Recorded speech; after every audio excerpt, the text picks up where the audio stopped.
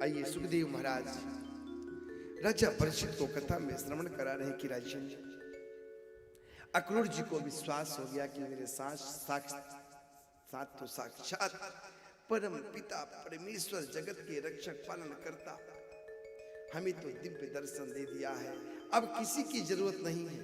वहां से चल पड़े और जब वहां से चल पड़े तो अक्रूर जी से कहा कि चाचा जी आप जाइए, थोड़ा विश्राम कर लीजिए, मैं थोड़ा मामा जी का घर तो घूम लूं, क्योंकि मामा जी के यहाँ आया हूं,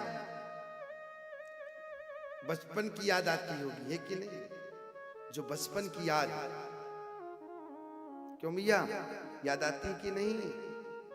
जब नाना जी के यहाँ जाते थे, क्यों दादाजी बहुत शैतानी करते थे, क्यों? कभी आम तोड़ते, कभी कुछ।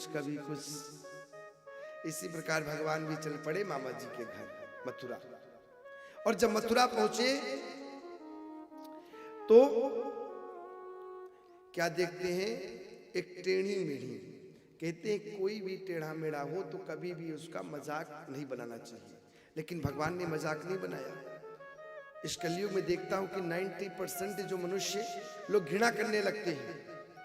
कभी भी घृणा नहीं करना चाहिए, हाँ कभी भी घृणा नहीं करना चाहिए, लेकिन भगवान ने कोई असत्य वाणी नहीं बोले, केवल एक ही नाम बोले। क्या नाम था? कुब्जा, जो भगवान के कंस की दासी थी, जो मल्यागर चंदन लेके जाया करती थी और शरीर में क्या किया करती थी? लेपन। तो भगवान ने क्या कहा?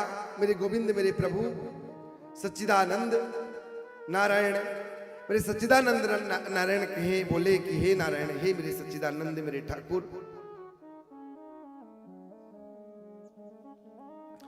बड़ा ही सुंदर शब्द बोले कि सुंदरी ए सुंदरी ए सुंदरी ए सुंदरी।